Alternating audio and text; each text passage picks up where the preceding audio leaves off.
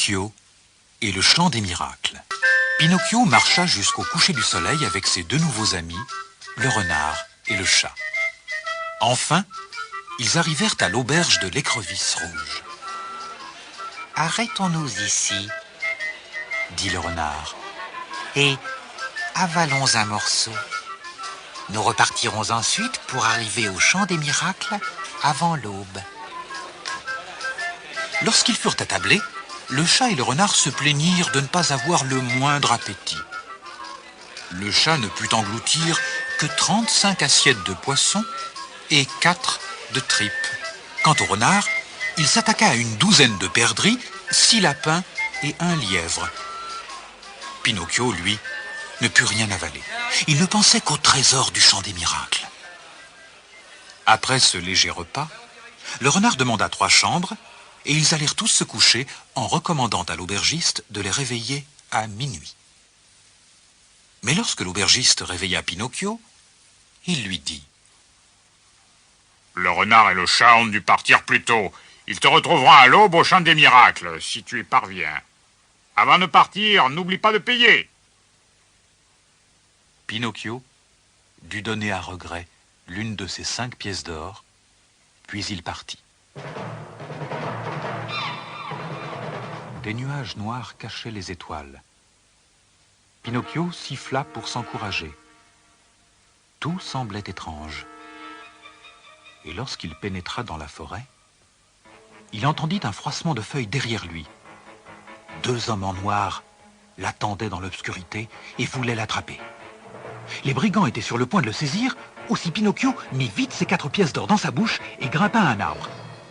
Mais quand il regarda en bas, il vit les brigands mettre le feu à l'arbre. Déjà, les flammes montaient vers lui. Pinocchio fit un énorme saut jusque par terre et fila à toute vitesse. Il s'élança par-dessus un large fossé et se retourna pour voir les voleurs y tomber. Malheureusement, ils en sortirent aussitôt et reprirent leur poursuite. Pinocchio n'en pouvait plus lorsqu'il aperçut une petite maison. Au moment où il allait frapper à la porte, il fut saisi à la gorge et une voix caverneuse lui dit: « La bourse ou la vie ?» Pinocchio fit non de la tête. « Dépêche-toi, pas d'histoire! Où est cet or? Dis-le-nous, tu vas mourir !»« Non, oh non !» cria le pauvre Pinocchio, et les pièces d'or cliquetèrent dans sa bouche. « Tricheur, l'argent est sous ta langue, on va te le faire cracher !» Avec un horrible cri qui ressemblait à la voix du renard, le plus grand des 2 brigands sortit une corde de dessous son manteau et la passa au cou de Pinocchio. Une seconde plus tard, le pauvre petit pantin était pendu à un arbre. Les 2 brigands déguerpirent en criant: « Nous reviendrons demain quand tu seras mort, la langue pendante !» Tandis que son corps léger se balançait au vent, Pinocchio se rappelait tous les bons conseils qu'il n'avait pas suivis. Si seulement son père avait été là. Mais la maison où Pinocchio avait voulu se réfugier était habitée par une fée. Elle avait tout vu de sa fenêtre. Dès que les malfaiteurs furent loin, la fée envoya son carrosse, conduit par un caniche et tiré par 200 souris, chercher le corps inanimé de Pinocchio. 3 médecins furent appelés à son chevet, un hibou, un corbeau et le grillon. Et c'est sa voix que Pinocchio entendit en retrouvant ses esprits. « Je connais ce pantin. C'est un schnappant, un bon à rien, un fils désobéissant qui fera mourir de chagrin son pauvre père !» disait le grillon. Pinocchio éclata en sanglots. Mais le bruit de ses pleurs rassura les médecins. Leur patient était visiblement vivant. « Quand un mort pleure, dit le hibou d'un ton solennel, cela indique qu'il va beaucoup mieux. Nous pouvons partir. » Pinocchio avait encore de la fièvre. La fée lui prépara un remède. Mais comme cette potion était amère, il refusa de la boire. Et quand la fée lui donna un sucre pour la rendre meilleure, il croqua le sucre et refusa le médicament. Alors, la porte s'ouvrit et 4 petits lapins noirs pénétrèrent dans la chambre, portant un cercueil pour Pinocchio. « Nous sommes venus te chercher !» dit le premier lapin. « Me chercher ?» gémit Pinocchio. « Mais je ne suis pas mort. Fée, oh fée, donne-moi le médicament, s'il te plaît !»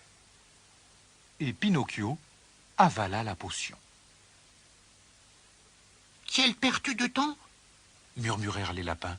« Nous sommes venus pour rien. » Et tous sortirent en grognant. Peu de temps après, Pinocchio était guéri.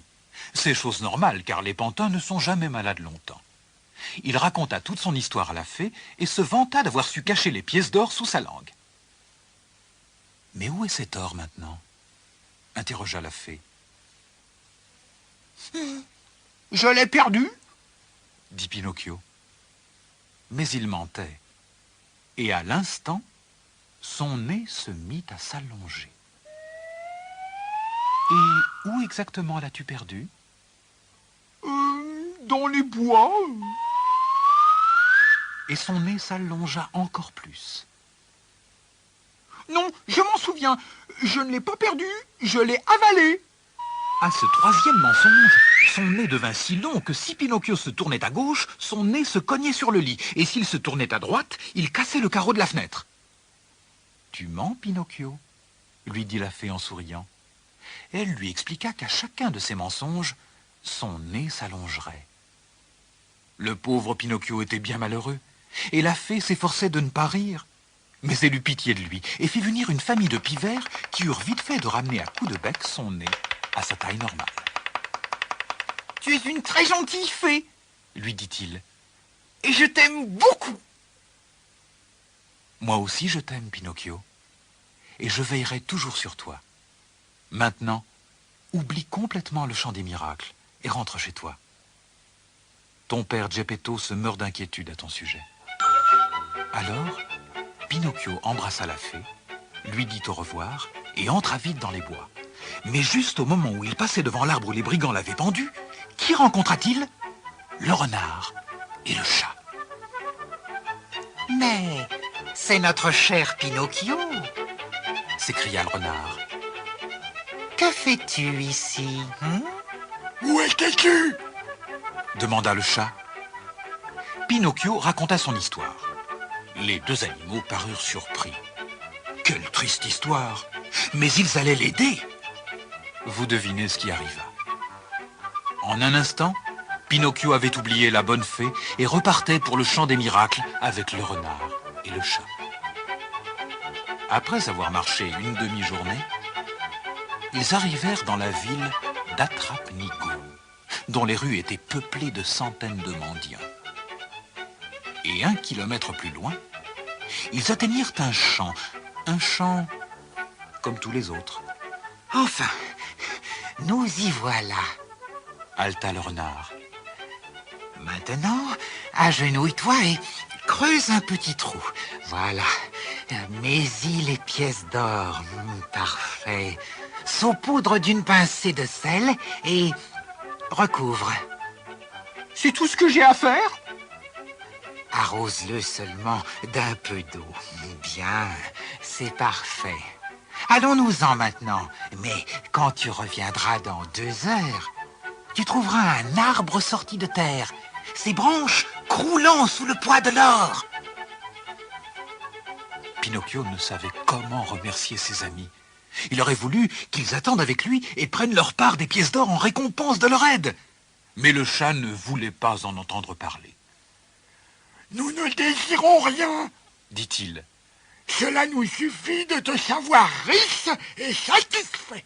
Voilà. » Cela dit, tous trois se serrèrent la main et se quittèrent très bons amis.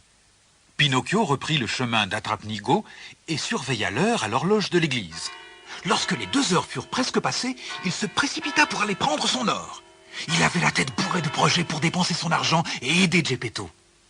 Mais en entrant dans le champ, il ne vit rien. Absolument rien. Le cœur serré, Pinocchio courut jusqu'à l'endroit où il avait enterré son or. Le trou était ouvert et il était vide. Au moment où, dans son désespoir, Pinocchio tombait à genoux, il entendit un éclat de rire venant d'un arbre derrière lui.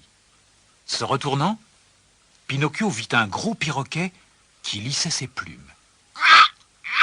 Quel nigaud tu es! J'ai failli mourir de rire en te voyant planter cet or.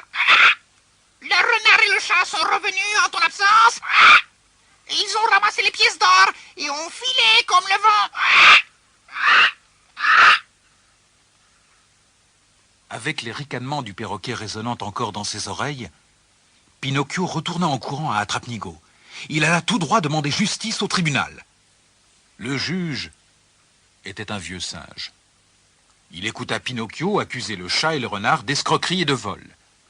Puis, lorsqu'il eut entendu cette déposition, il frappa la table de son maillet et passa au jugement. Tu es un nigaud, Pinocchio, et les nigauds doivent être enfermés.